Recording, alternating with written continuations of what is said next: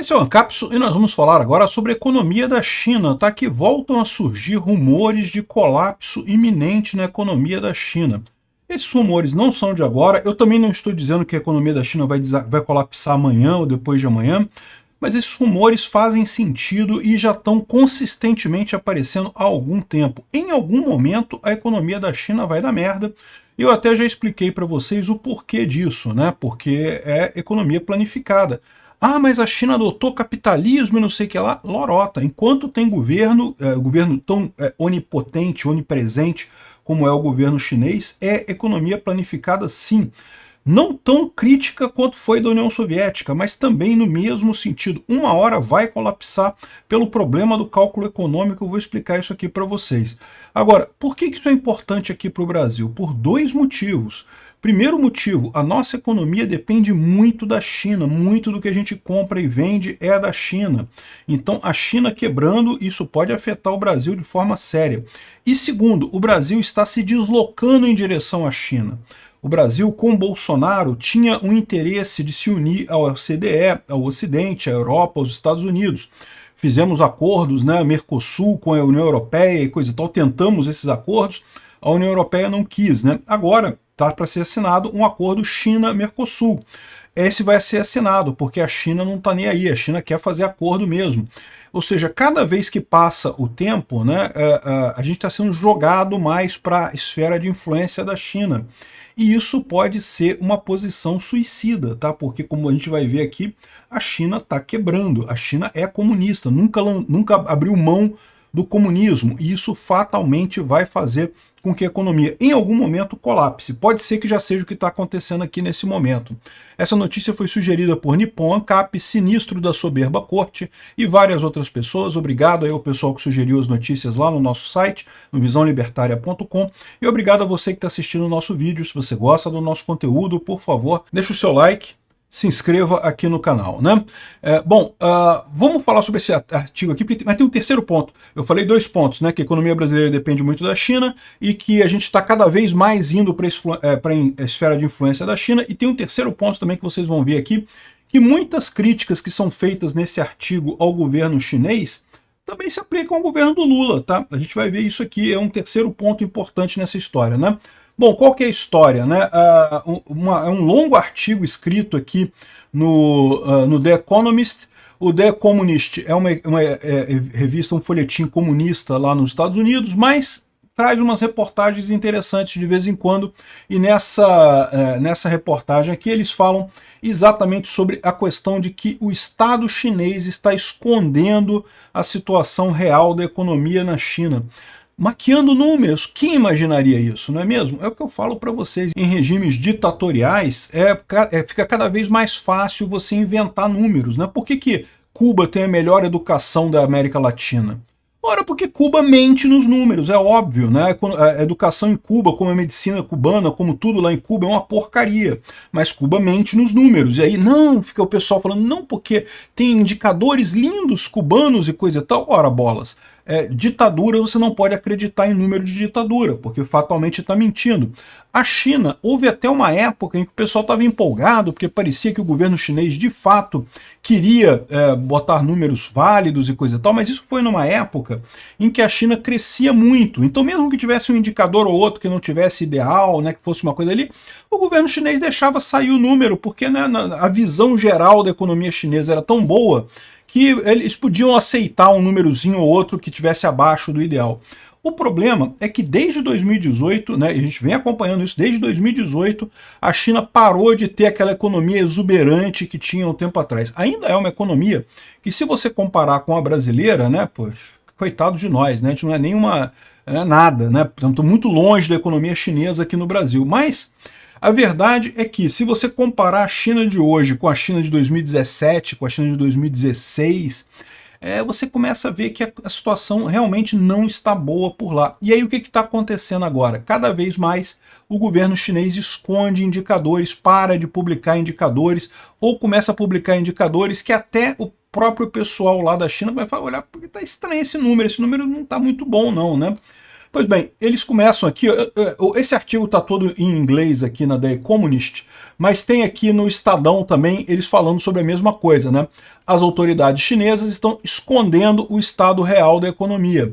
Ou seja, o que os investidores americanos, né, e muitos economistas americanos também estão vendo é que cada vez mais a China está abertamente manipulando números lá na China. É uma coisa muito tentadora para um regime ditatorial. Como eu falei, é muito fácil para uma ditadura mentir com números, né? Aqui no Brasil a gente está vendo isso acontecer. O Portman está usando contabilidade criativa o tempo todo lá no IBGE.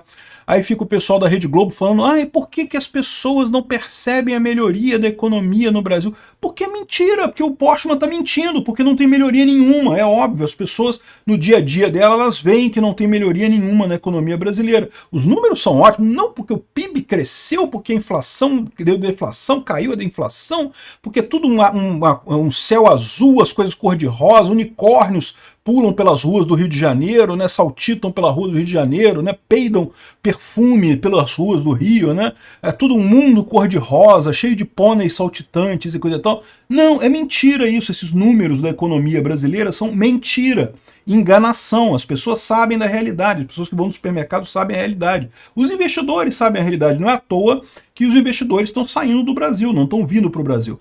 E na China, isso está acontecendo a mesma coisa, é o que eu falo para vocês. E aí ele explica aqui, né, o Zhao Jian, que fez um artigo lá na China, justamente criticando por que o governo chinês não estava se esforçando mais para estimular a economia, né?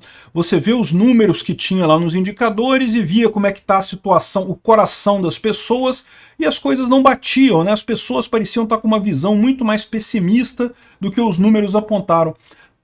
Parece alguma coisa similar para vocês? É exatamente o que a gente sente aqui no Brasil, né? E aqui, ó, a lógica e as restrições dos tomadores de decisão não podem ser entendidas pelo mercado, né? Esse artigo dele foi um furor lá na China e foi depois tirado do ar. Os censores chineses, né?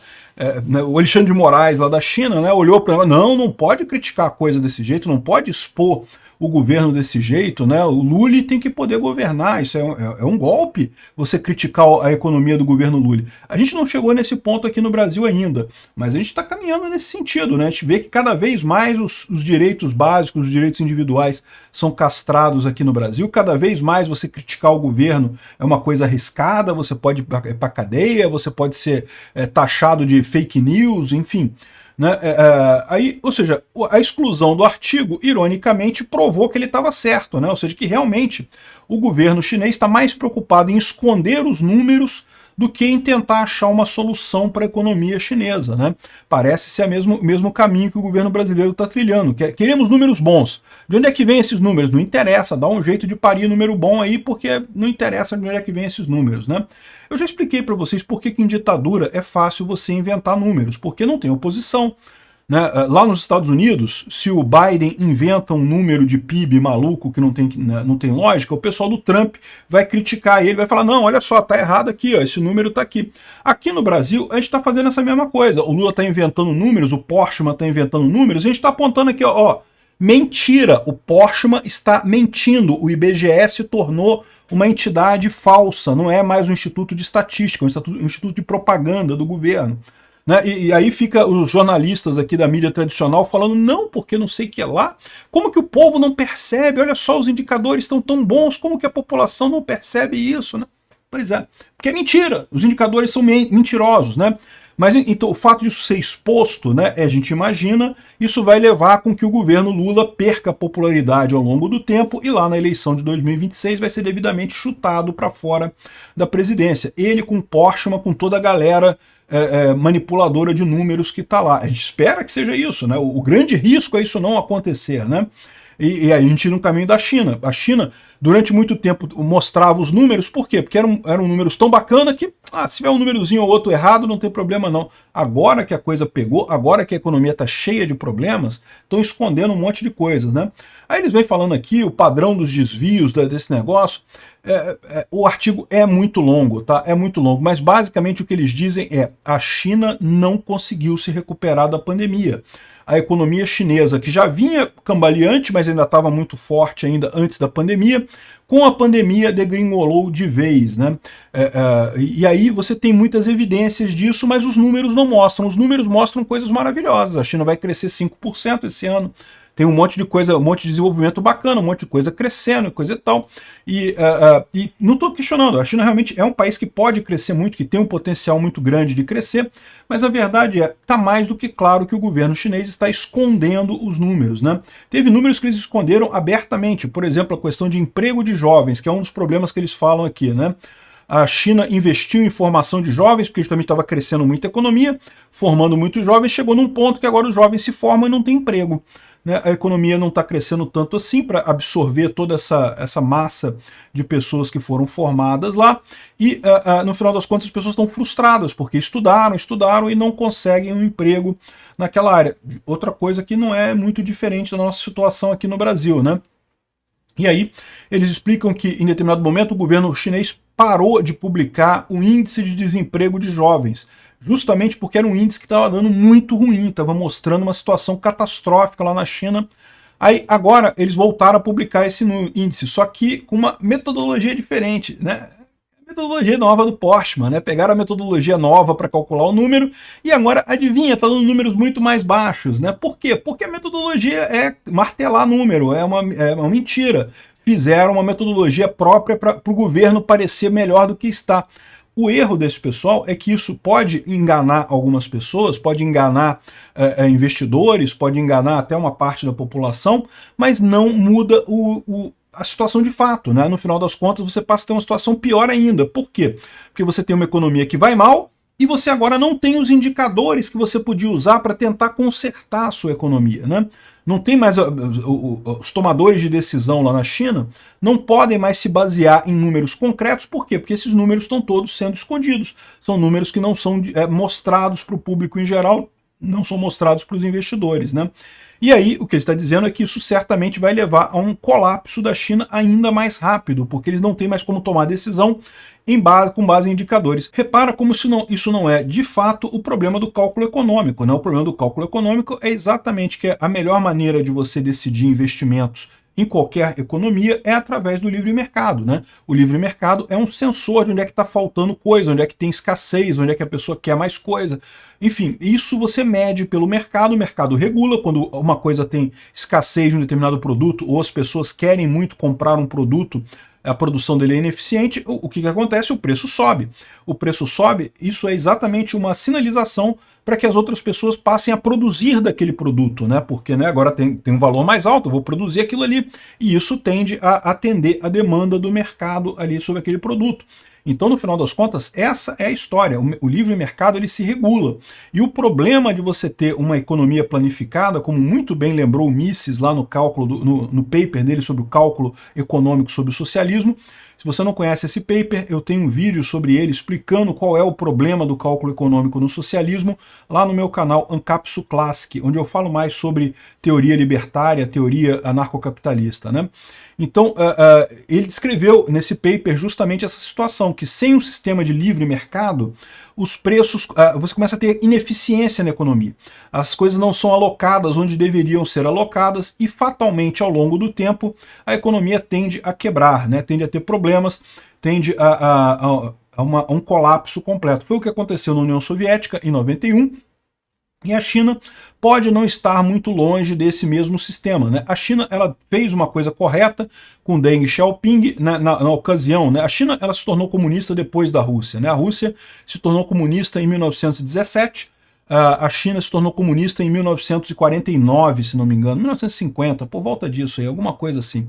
E então o comunismo na China é mais recente, né? E de fato um dos pontos que o Mises coloca é esse: a perda de eficiência econômica vai acontecendo ao longo do tempo, em algum momento a coisa quebra, né?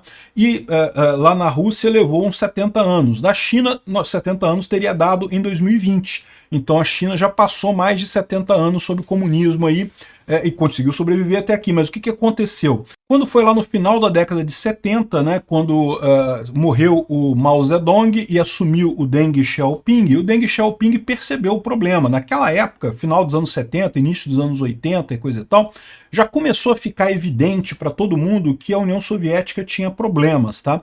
Ela ainda estava existindo, ainda funcionava e coisa e tal, mas o pessoal já começou a perceber que aquela propaganda que dizia que estava tudo bem, que a União Soviética estava crescendo muito mais do que o Ocidente, a época em que os soviéticos batiam de frente com os americanos, era competição e coisa e tal, o mundo multipolar, né, ou o mundo bipolar entre União Soviética e Estados Unidos.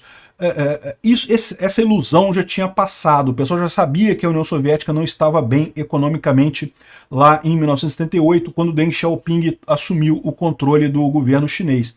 E aí o que ele fez? Ele decidiu justamente evitar que a China tivesse o mesmo problema que a União Soviética. Ele provavelmente leu o paper do Mises, ele sabia que era inevitável, se continuasse no mesmo caminho do Mao Zedong, a China iria quebrar, tal como a União Soviética quebrou, então ele reinstituiu capitalismo de mercado, né, propriedade privada e mais um monte de coisa na China, né? Mas manteve o governo ditatorial, continuou sendo o Partido Comunista Chinês. Então ele criou esse livre mercado sob o controle do Partido Comunista Chinês, o que fez com que a China tivesse ganhasse um pouco de fôlego, né? Ela teve um fôlego um pouco maior que a União Soviética, justamente porque o Deng Xiaoping, ficou famosa uma frase dele: não importa se o gato é preto ou é branco, importa se ele caça o rato, que é aquele caça o rato. Ou seja, ele falou que não importa se é comunismo ou capitalismo, importa que dê certo, que a economia chinesa funciona. Então foi nesse caminho. Mas aí que está o problema, porque você não tem uma economia livre de fato se você tem um governo que manda em tudo. E no final das contas, embora o Deng Xiaoping tenha dado uma refrescada na coisa, tenha né, melhorado a economia chinesa ao ponto que a China realmente começou a crescer depois disso, particularmente depois dos anos 2000, ela começou a crescer muito fortemente com essa economia de mercado e coisa e tal, mas continuou o governo chinês tendo um controle muito grande. E o que está acontecendo é isso, esse controle do governo chinês sobre qualquer empresa, qualquer coisa, não sei o que lá, isso leva ao acúmulo de erros. É o que ele fala, que erros prosperam na escuridão. Quando você não tem números confiáveis, você começa a tomar decisões erradas em cima de números errados. A sua decisão, no máximo, o máximo de acerto que você pode ser é o grau de certeza dos dados que você recebe. Se os seus dados para tomar decisão estão errados, você vai tomar decisão errada com certeza, né? Então, ou seja, cada vez mais fica crítica esse tipo de coisa, né? Tem outros artigos também falando sobre esse assunto. Esse aqui foi no New York Times, também recente, aqui do dia 4 de setembro, falando que por que está tão difícil para a China consertar a sua economia depois da pandemia, né? Por que ela não está conseguindo voltar? Justamente porque ela entrou nesse ciclo de números enganosos para as autoridades dizendo que está tudo bem, os números estão ótimos, né? Igual o Jornal Nacional, né? Os números estão excelentes e coisa e tal. Isso é prenúncio de queda, tá? Isso é prenúncio de desabamento completo. Ou seja, a China viveu o comunismo por mais tempo que a União Soviética, justamente porque abriu mão de parte do comunismo, mas tudo indica que está chegando perto desse limiar. Vai ser agora em 2030, vai ser em 2040, vai ser em 2050 que ela vai colapsar. Não sei quando que vai ser, mas vai colapsar. A gente já vê aqui sinais parecidos com os sinais lá da década de 70, 80, lá da União Soviética, em que você vê que a coisa já está degringolando, aí o governo tenta esconder as informações e coisa e tal. E não sei não, eu sou pessimista com relação a isso. E por isso que eu digo para vocês os 3 problemas que a gente tem com isso. Primeiro problema: o Brasil depende da China hoje. A China degringolando, o Brasil degringola também em termos de economia, porque a China é o nosso maior parceiro comercial. Segundo problema, não só é o nosso maior parceiro hoje, como a gente está cada vez mais indo para lá graças a idiotices, besteiras do Alexandre de Moraes, do Lula, de governos de esquerda aqui no Brasil. Era para a gente estar correndo para o outro lado, correndo em direção ao Ocidente. Estamos perdendo tempo, estamos indo na direção errada.